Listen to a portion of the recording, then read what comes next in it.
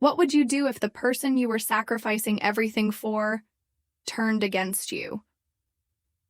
Karen Mitchell thought she was protecting her late husband's mother, Margaret. But when a shady foundation tricked Margaret into signing away her home, Karen wasn't just battling con artists. She was battling suspicion, betrayal, and the law itself. What unfolded next was a fight against time, corruption, and even poison. And trust me, you won't believe how it ends.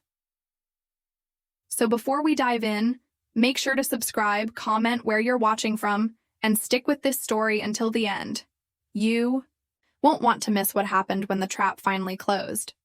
Karen's life in Cleveland was nothing glamorous. By day, she worked long, grueling hours sanding wood in a furniture plant. By night, she hurried home to a cramped apartment where 75-year-old Margaret Whitmore, her mother-in-law, waited. Margaret wasn't weak, not by a long shot. Once, she had been a steel factory manager who commanded entire shifts of men. Age hadn't softened her, it had sharpened her. Since Karen's husband had died, she'd been the only one left to care for Margaret.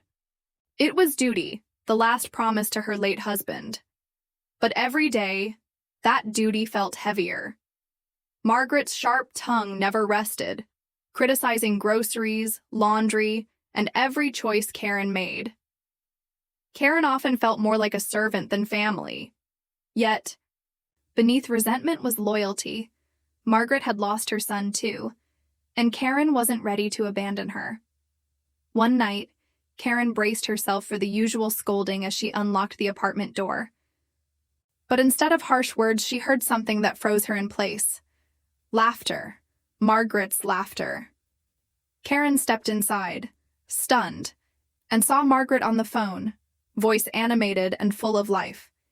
She was talking about the Golden Years Foundation, a place that promised meals, nurses, social events, and something beautiful, not like these dreary apartments. On the coffee table lay a folder, and at the top, words that made Karen's blood run cold. Quitclaim deed. Margaret had signed away her apartment, their home. When Karen confronted her, Margaret pulled out proof, a sloppy handwritten note promising $3 million. No seal, no witness, no validity, just empty ink. Karen tried to explain, but Margaret's suspicion cut deeper than any scam ever could. You just want the apartment, don't you? Margaret accused. The betrayal was complete. Margaret trusted strangers over the woman who had sacrificed everything for her. Desperate, Karen went straight to the so-called foundation. Inside a cheap office dressed up with golden lettering, she faced a smug receptionist who dismissed her fury with chilling calm. It's business, the woman said. They sign, we get property, they get security. At the police station, it was worse. The weary sergeant pushed the deed back at her. It's legal. She signed willingly. Not a crime. Try civil court. Karen felt crushed, but inside a fire lit. If the system wouldn't protect Margaret, then she would.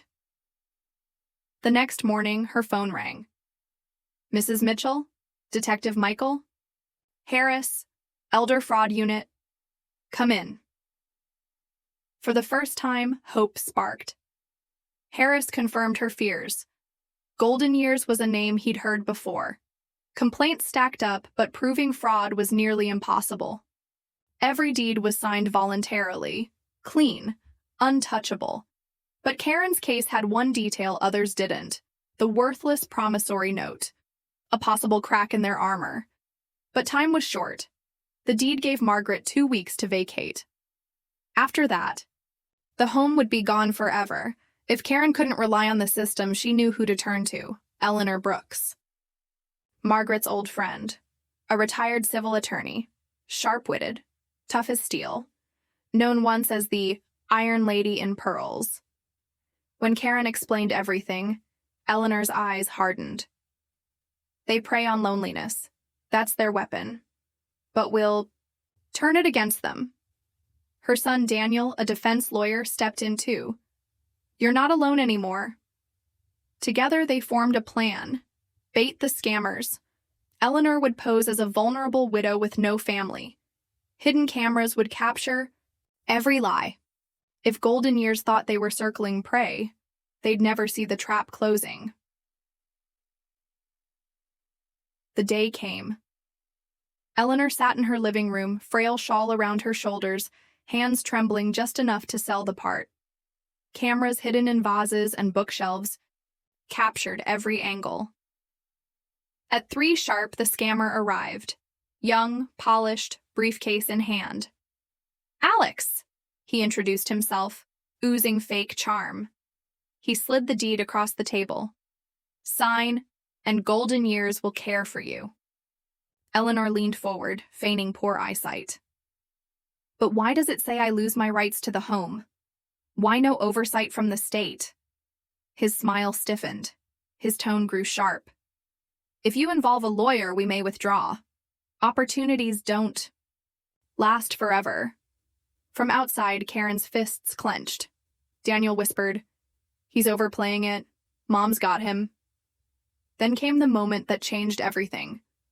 While Eleanor turned to fetch her purse, Alex slipped a vial from his pocket. Clear drops fell into her tea. Karen gasped, "He's drugging her!" Before panic could consume her, headlights flashed. The door burst open. Detective Harris stormed in with officers. "Hands where we can see them!" Caught red-handed. The vial, the deed, everything.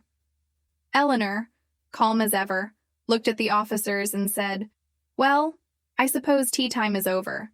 But the fight wasn't finished.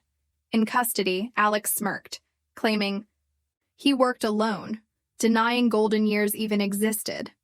He was a pawn, shielding the bigger players. The case needed one final piece. Someone who could directly tie golden years to the scam. That someone was Margaret. At the courthouse, Margaret was defiant but sharp, dressed in her best coat, refusing to be underestimated. When shown photographs, she didn't hesitate. Her finger rose, steady as steel. "That's her," she declared. "That's the woman who came to my home." In that moment, the foundation's web unraveled. With Margaret's testimony, the video footage, the fraudulent deed, and the attempted poisoning, the DA announced formal charges. Conspiracy, elder fraud, attempted murder, justice, at last. When it was over, Margaret looked at Karen, not with suspicion, not with anger, but with something different. "You fought for me," she said softly. "Even when I doubted you, you saved me." For Karen, those words were worth more than any verdict. After a year of carrying the weight alone, the burden lifted.